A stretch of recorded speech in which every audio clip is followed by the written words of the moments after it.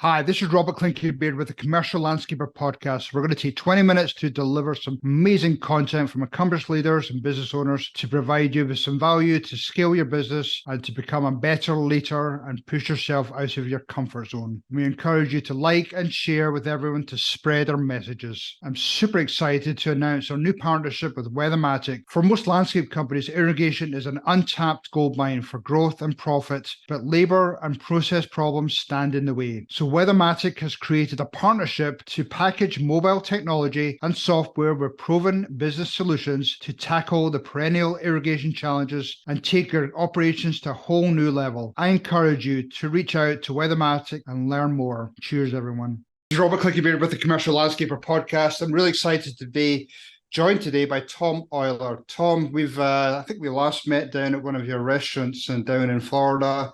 Had a great conversation, great meal, a couple of drinks. So good to see you again. Thank you. Glad to be here. So Tom, I know there's a lot of people that are going to be listening to this, watching this, and obviously recognize you. You've been in the landscape industry for a long period of time, well respected. Just for the people that don't know you, we have some listeners all over the world. Tell me a little bit about your background. Started in Florida in the early 70s. Saved up $500 and decided I wanted to own my own business. Got into a little spat with the owner and quit and bought a lawnmower. Started knocking on doors. Okay. That was a modest beginning. Yeah, I hitchhiked to Chicago, and my uncle had an old flatbed 1-ton Ford truck. I bought that, drove it home, bought a lawnmower, and we're off and running like a herd of turtles. Nice. Yeah. And then you obviously then grew the business. And what was your next steps? Yeah, I grew the business. Had both a landscape construction division and a maintenance division. It kind of evolved. Did more maintenance to start with than construction, but maintenance led to more construction opportunities. We were really at one time the only company in the Central Florida area that could do big projects. And back then, a big project, $1 million landscape project, was just huge. So I was able to negotiate the first 2 phases of the Orlando International Airport, did all their work. Nice. Built that. That was the first multi-million-dollar job we ever did. Scared me to death. I didn't have the assets to do it. Actually, worked with a company out of Chicago that had a big fleet of heavy equipment that was idle during the winter because they're not planting. Oh yeah, good point. Planting seeds and killing weeds in the fall. So I rented that equipment, brought it down here to do the project. It was a fun experience. Did a big project called Grand Cypress Resorts, another multi-million-dollar job. And then I landed a really nice relationship with SeaWorld. In the early stages of SeaWorld, I did most of the landscaping in there. In the meantime, we're building our maintenance division. I like maintenance.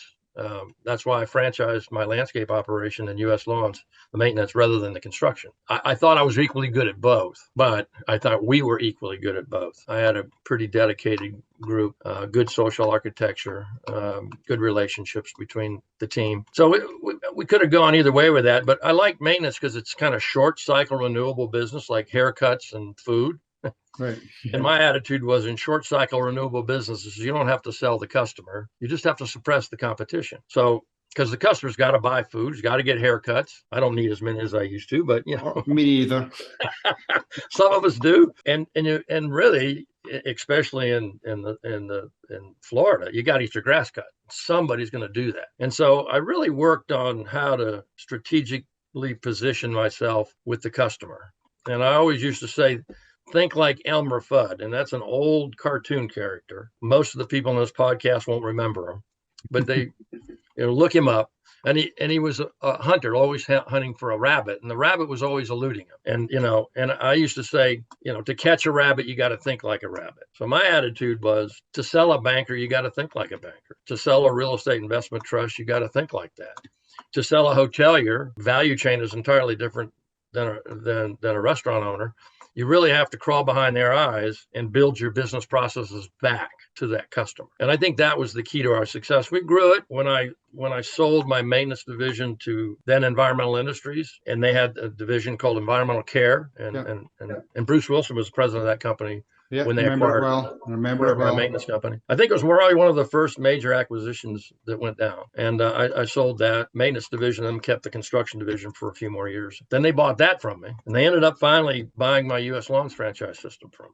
So they ended up selling 3 divisions to Environmental Industries and Valley Crest and Environmental Care. Cool. So that was kind of, the background. I got me with Bruce in California, and they were doing a little bit of golf course maintenance work. Yeah. And man, I saw a lot of grass in the golf business. I'm sure right? you There did. was a lot of grass out there cutting the grass in that business. Starry-eyed kind of young person. I was fortunate enough in the mid-'80s to be nominated as the Businessman of the Year, and I won the award for congrats. Orlando Chamber of Commerce. And there were like 600 companies they looked at, and I was very honored to get it. And I met Arnold Palmer, and I said to Mr. Palmer, I really want to cut grass in the business. and he said, no, you really, golf is golf and landscape is landscape, and don't even try. But I couldn't give it up, Robert. I ended up setting a couple of meetings with him, and then Bruce and I talked, and they had one golf course job in California at the time. I said, let me take a shot at this. We took a division called Environmental Golf, and we started to drive it a little bit. And I was putting the market positioning strategy together. And it was a disaster, I'll be honest with you. Arnold was absolutely right? Unless I had some endorsement by somebody in that space, right, it'd be very hard for a landscape maintenance company to break into the golf space because a number of reasons. Most of the work's in-house. They have a fixed budget, and they have lots of flexibility as to what they do with their crews. It's hard to replicate that with an outsourced application. Makes sense. But I also saw Palmer having a massive design business. And like I said, I like short cycle renewable businesses. And that's a long cycle business, golf course design, years in the making. Now, golf course design back then, Palmer Design would get $1 million per golf course. And they had 7 or 8 or 9 designers, and they were chasing work all over the place. So I thought, I've always believed that innovation comes from creatively linking contradicting concepts. And it was a contradicting concept to get into that business in its own way. Palmer illustrated that, explicitly to me. But then I started thinking about short cycle renewable, and I said, you know what, golf course, and I don't play the game. I'm not a golfer. Yeah, not quite good at that. I can't eat a golf ball, and I can eat a fish, so I spent my time fishing. Okay. But I said, that golf course is static. It's a static piece of real estate, and it's an income-producing piece of real estate. And so over time, the same thing that happens with any other piece of real estate could effectively happen to that golf course, where it becomes functionally obsolete because technology in clubs and balls is moving forward. Every year you get a better club, better ball. And so if you look at golf as I did, offense and defense, the golf design is the defense, the golfer's on offense.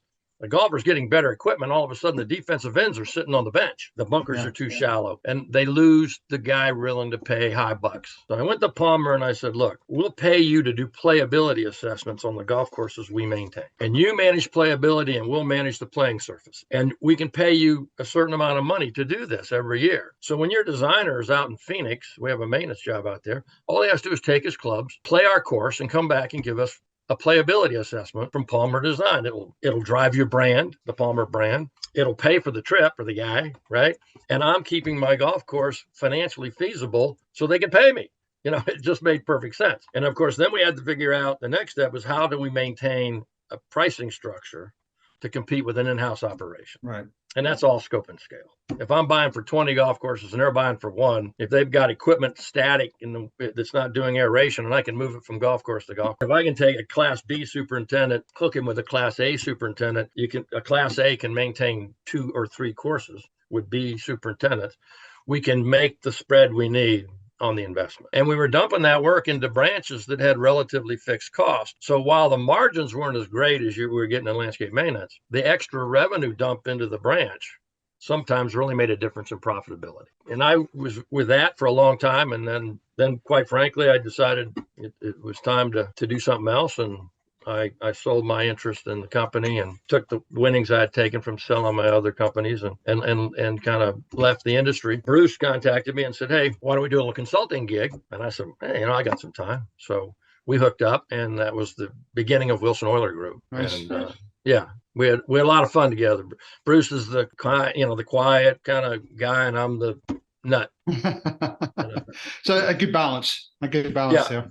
It was a dynamic balance, highs and Yeah. lows. But I love the man dearly. He's one of my best friends, and I miss working with him. Yeah, nice. He's a solid guy, but the two of you are solid people. So, and then you moved on from that to do different types of investments, and I know you've got restaurants and involvement with other businesses, correct? Yeah, well, business opportunities would come to me even while I was working with Bert Sperber, Bruce Wilson, Gene Giannulli, who I love.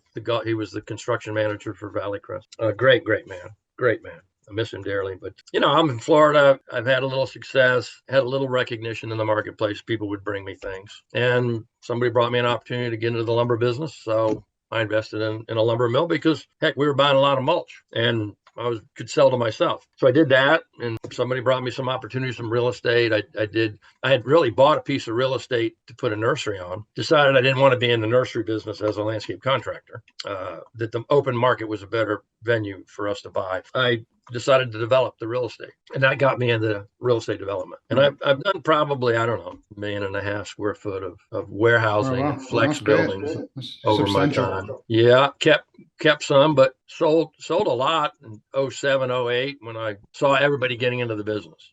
When everybody's getting into the business, that's about the time to get out, in my opinion. Yeah. So I liquidated a lot of my real estate holdings in Central Florida, moved to the coastal areas, started buying properties over here on the water and doing some Airbnb, VRBO, seasonal rentals. Right. Much better income potential from a seasonal rental than a month-to-month rental. And so, yeah, I do that. I have a number of properties here. Like you said, I got a couple of restaurants, and I fiddle with a number of things. And it's okay because you can do a lot of things if you apply the same principles in every discipline, every vertical. While they're different ways of making money, they're certainly principally the same from a market positioning, operating positioning, financial, and social architectural positions. Yeah, no, I just applied what I learned on my own. Yeah. And I think, one of the things I was going to ask you is that, you've been out of the landscape industry for a while, but you're obviously still very passionate about the business. But you said something earlier, how, looking at it from the eyes of the client. And obviously you're in that position now where as an investor, you've got businesses. So you're looking at it from that perspective in terms of either vendors coming to do work for you. What are some of the things that you see in terms of changes in the marketplace or things that people can do differently in the way they operate their business? And really, look at it from the perspective of the client. Yeah, right. Well, I mean, like I said, if you sit down with a storyboard and you think about your clients, let's think about me in the restaurant business, right? There's things I check every day: prime cost, my revenue, the division between my bar and my food operations, and those sorts of things. In my real estate, it's number one, location. Always has been, always will be. Number two, it's finance. So if you take my real estate business, for instance, and I wanted to sell Tom Oyler on an industrial park he was building, I would look at the situation and say, okay, wait a minute, real estate has to stabilize. Now, the first thing I did, frankly, when I got in the landscape business was get a real estate license. I just renewed my broker's license the other day. I don't use it much, but I get it because I learned the language of that industry, and they're the driver industry to our industry, to the landscape industry. Right. So if you're going to sell me, Robert, you could come to me and try to sell me better, faster, and cheaper, which then you have to produce, which is the typical mindset. And I always believe that competency can kill. If you invest so much in competency that you outrun the customer's willingness to pay, and the customer's ability to pay, that money's going to come out of your pocket. So you have to be mindful about how much competency you want to pour into your deal. And better, faster, cheaper is just about better, faster, and cheaper, all about competency. I looked at it from the value chain perspective. I said, where am I in the customer's value chain? And quite frankly, as a developer, a landscaper is way low in my value chain. Right. I mean, I can show you value chains where the landscaping would be down 7, 8, 9 levels, okay, with my HVAC maintenance and stuff like that. And so how do I move up? Well, number two is finance. So all I did was develop creative ways to provide some short-term impactful financing for the customer. That might give me a longer term deal, I'll do my maintenance at cost till you get stabilized, which usually takes 3 to 6 months in an industrial property. And I'd say, okay, pay me this. We'll defer the rest. And when you customers come in, they're going to pay their share of the maintenance fees. We'll just backload the contract a little bit. Not going to hurt them much, but it's going to save you money when it's most critical to you. So if you and I are sitting in front of the same customer trying to sell them, and I'm saying, yeah, here, Robert's landscape just as well as I can. I mean, we're cutting grass here.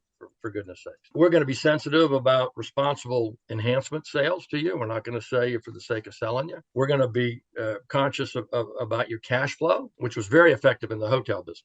Cash flow. Right.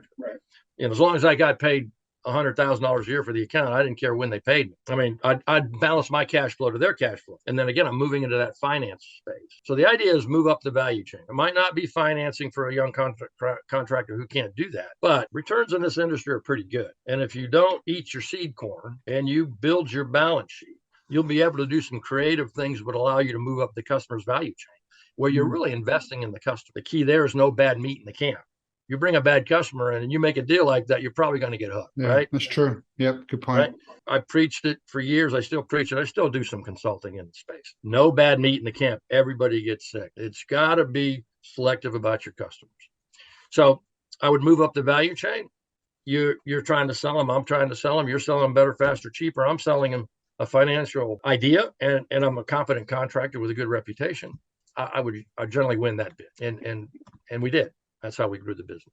Yeah, you're almost differentiating yourself a little bit differently because everybody can say they do great landscaping, they're responsive, is the usual dialogue. But if you're just being a little bit different, thinking outside the box and becoming you're almost becoming a partner with them. Absolutely. And if you think about relationships, there's a lot of issues you have to remember in your contracting. If he sells the property, then you still you're still entitled to the deferred money, right? Right. So you've got to do contracting a little. Your contract language has to be slightly different, but it does, through that language, it illustrates the relationship as a partner. And you are. I mean, you are partnering with them when they're most vulnerable, and you're sharing when they're not. And that's why you have to do these on long-term contracts. I was very passionate about not doing single-year contracts. I did a keynote actually I don't know if it was a keynote, but it was a long speech I gave for the National Facilities Managers Association. Oh yeah, a long time ago. Yeah. And I sat there and I said, guys, girls, you're contracting with these contractors, all these support contractors. I think it's flawed. How can a landscaper invest in the agronomic side of your business, in soil and water and air and light, on a 1-year deal? I mean, and it's really not a 1-year deal. It's a 30-day or 60-day cancellation. But you give me a longer term deal, I can invest a little money up front to get the irrigation back where it should be, water management, get the air and light correct, invest in the soil, and all of a sudden I'm going to bring you a sustainable landscape, and I'm going to protect the asset and marginalize attrition. I sat in front of these people and I said, you need to be thinking about longer term invested contracts with your contractors to induce them to become more creative so they can move up your value chain. Hard to do that in a 1-year deal. That's why whenever I did a value chain move financially, I had to have a 3 to 5 year deal. Right. Why don't people think that way? Because it's so simple what you're saying. If you actually commit to 3 to 5 years, allows you to put more equipment, more investment into it. And I don't think a lot of landscape companies or professionals think of the properties in terms of assets. So it gets back to the point I made earlier where they're not necessarily thinking through the eyes of the client. If you look at a property manager from a property manager's perspective, why are property managers valuable to people who own real estate? Because they can manage the rat terrier contractors that are picking away at them. If you become a serious partner with that customer can actually spread that manager over more properties because they're trusting you to do your side of that relationship and managing that side of the relationship. But I think where it is more than anything, it's internal focus versus external focus. There's so much distraction inside these companies because it's low revenue per employee. When I had the matting company, my revenue per employee was over $1 million per employee. And in the landscaping business, when I left, a maintenance person getting $120,000, $150,000 a year in revenue per maintenance person was a big deal. So you're dealing with a whole bunch of small motor equipment, unruly employee base, and weather. And those three variables are very hard to manage while keeping an external focus on the customer, because that's why I want my CEOs on point. They got to be on point. They've got to avoid those distractions so they can sit around and begin to create their destiny and create their market position strategy. I'm not saying value chains is for everybody, but I'm going to tell you, for me, it was extraordinarily effective. And I would recommend people do that and start focusing that way. But if they're distracted by internal situations, I've done a lot of consulting in my days. Every time I get called in to a company that's in decline and they hire me to help them get out of the decline, first thing I notice is the social architecture of that organization. And 9 chances out of 10, Robert, the company is internally focused. The CEO or the president or whoever driving that thing is looking inside and not outside. And he's not seeing what his customers do. He's not hearing what the customer's doing. He's not hearing what the customer's not saying. And what do I mean by that? You got to hear what the customer's not saying. If your customer isn't recommending you, is he give you price increases when they're justified? If he's not treating you as a partner, he's not telling you any of that, but you should be seeing it and hearing it through their actions. We analyze every year our top 10 customers for referrals, margin yield, extra work, renewals. And if you're in the lower 10%, we would sit around and say, what are we doing to contribute to the problem? We can fix that. We may not be able to fix the customer, but we can fix ourselves. Let's work on what we're going to do to fix it. And one of the most important elements of leadership, in my opinion, is being able to communicate effectively with your customer. And I was pretty good at that. So after we did our internal evaluation, I'd sit down with this customer and I'd say, hey, we're not happy. You're not happy. You're not referring us. We're not getting renewals. We're haggling, but whatever. And I'd say, I'm not having any fun. Are you? If we can get back to having fun and doing business together, I'll stay with you. But not, you go to your team. This is what we're going to do. You come back to me and tell me what you're going to do. And you have to have interventions with these, especially your bigger customers. I can tell you this, every time I close the book to walk away and fire a customer, that before I get out of the room and say, hey, Tom, wait a minute. let's talk. Because they knew I did good work and they knew I was honest and they trusted me. Right. But we just had different social architectures of our organizations. And that's bad meat. And so we systematically purge. You need to systematically purge your bad customers every year, or maybe the non-aligned customers, because there's no bad customer, the unaligned customers. And you need to systematically purge the employees. And when I say purge, I'm not saying fire. I'm saying either fire or reassign. Get that individual that's not fulfilling their duties out of the platform. And in order to understand that, we put in every one of our job descriptions the 10 pivotal duties of that job. And we challenged everybody. If you're doing something that isn't on that list, you're doing somebody else's job. And you cannot do that until your 10 items are done. Then you can help others. Until then, you need to stay disciplined, because if you're a cog in the wheel, and if you blow out because you're doing other people's job, then you're doing a disservice to everybody.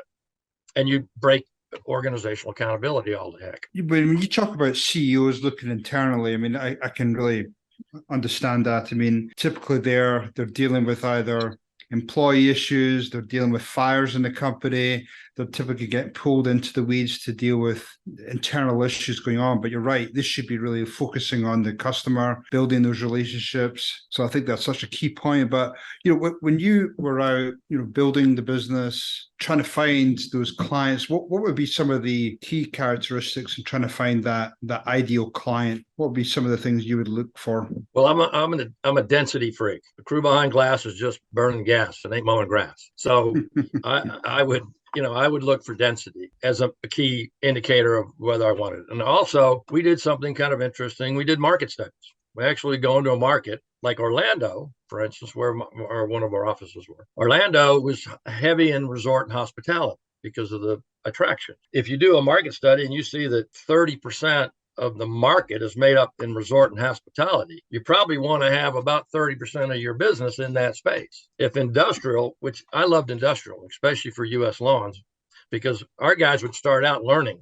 Now, we did some conversions, but my best franchisees were the people who came in from the outside and had an open book. And just because I had office in a box, sales in a box, human resources in a box, Everything was boxed up. You just follow the yellow brick road. You can make a good living in the landscape business. We would look at the industrial space and say, well, it's kind of clunky. Can't make a lot of mistakes there, though. Not a lot of enhancement sales, but they're not going to lose money if the grass doesn't get cut, exactly the same day every week. So I like that. And if it was 10% industrial, we'd look for 10%, 12% in industrial. If there was a lot of apartments, I know a lot of people don't like apartments because they are a gross lease and they're very price sensitive. If you learn how to manage that space effectively, it's a great filler for density.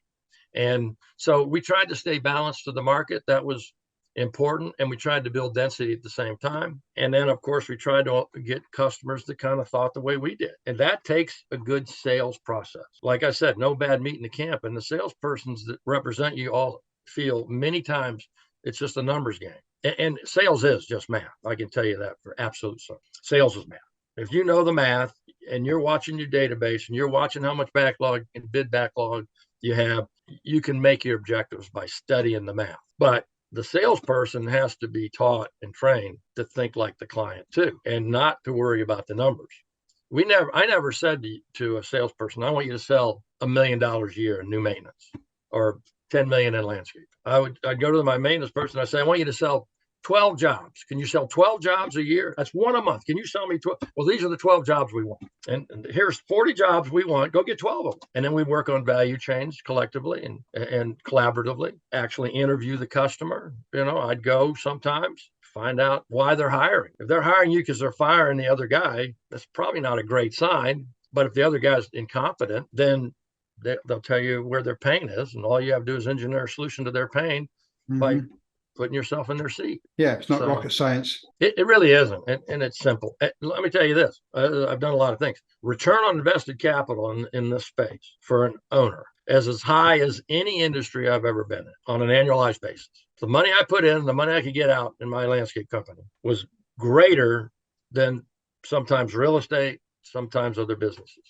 Talk a little bit more about that, because Bruce also talks about that a lot. And when he's brought up with some of the peer group meetings, the eyes are opened from some of the clients there that they just don't really understand that. So I'd love you to dive into that a little bit more. Sure. Well, you think about it. If you look at a balance sheet of most landscape contractors, they've got a bunch of depreciating assets, right? And they should be replacing those assets on a routine basis for their existing book of business and also adding more for business coming in. But all that invested capital is identified in the balance sheet. If I have $2 million invested in my landscape, invested in assets and on the balance sheet, and I have a $15 million company making $2 million a year, I've just made $2 million on a $2 million investment in 1 year. I got my bait back in 1 year. If I make $500,000, I'm making a 25% return on my invested capital. And I've always said pigs get fed and hogs get slaughtered. So I always wanted to be conscious, and my pricing was sensitive. Our pricing was sensitive to the customer's ability to pay, the customer's willingness to pay, the density, the market segment, all those things kind of were used in our decision-making process. If I could add a golf course, okay, and get a 25% return on that investment, while I was getting 50 over here or 40, and my average return was over 40% annualized when I owned, and my franchisees were even greater than that. So great. You have to look at what you're, I don't live by comparison. I live to capacity. And I will tell you, landscapers make an inordinate amount of money. It's a nuisance business, but they make a great return on their investment.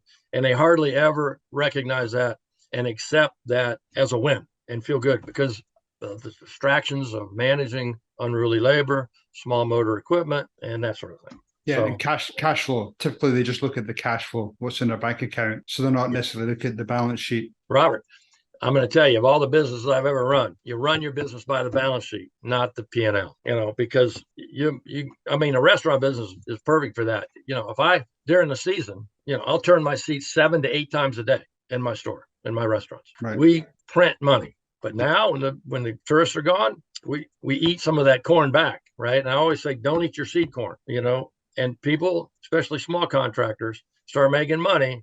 Next thing you know, they're driving the nice car, they're getting the fancy office, and those become, the customer doesn't care what car you drive. Customer doesn't care how big your office is. The customer cares what you're doing for them. Instead of me having a fancy office, a fancy car, I would take that money, keep it on the balance sheet so I could do deals by deferring or by, we did the golf course in Conyers. We gave them, we were capable of doing it at the time. We gave them $1.5 million worth of construction before they paid the first invoice, because they needed to get a manager and somebody to operate and lease that golf course from them. And the first lessee failed to come up with the capital. The course had to get open by the time we were open in the Olympics.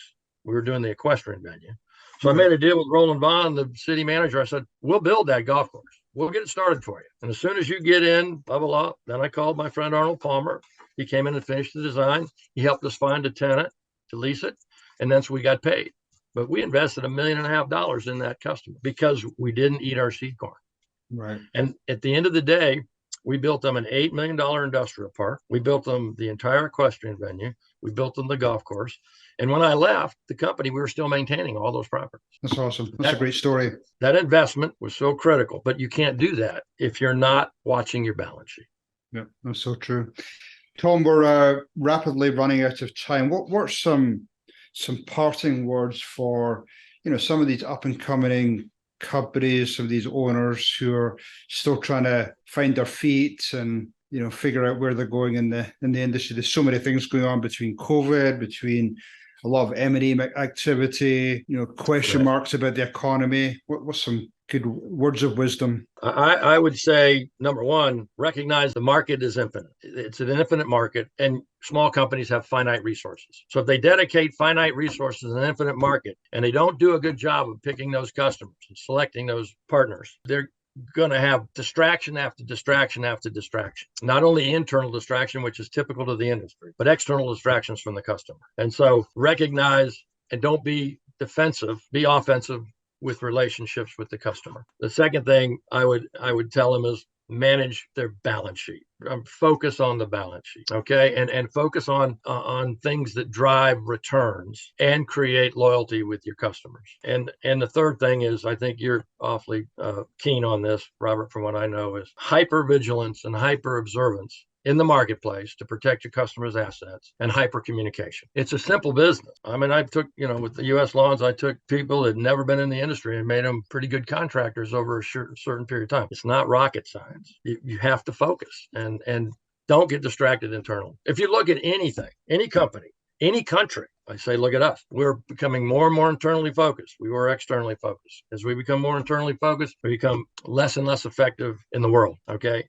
Same thing in the marketplace. Companies that become internally focused become less effective in the market. So stay externally focused and avoid distractions. Now, one thing that's important, if a CEO has his 10 commandments, his pivotal duties, he's going to find that managing these distractions is not in those pivotal duties. Somebody else is supposed to be doing that job. They're not doing it, and he's intervening. Like in my restaurant, I see things every time I go in there, Robert. I don't take them to the people in the restaurant. I take them to my managers, and they take them to the people in the restaurant, because I don't want to usurp their authority. So command and control in small businesses is critical. And if you don't have a blueprint for that, then you're not going to stay on script because you don't have the reminders. I can tell you this. I gave Tom Donnelly, who became the president of Valley Crest when I was working there, environmental industry, he still runs the construction division, I believe. Little list, his bucket list, his pivotal duties. I said, Tom, you do these, you'll be president one day. I saw him not too long ago. He was in Florida, came to the restaurant. He showed me that script. It's still in his wallet. Wow. Still in his wallet. Awesome. Robert, that's a great story. Awesome. That's an awesome story.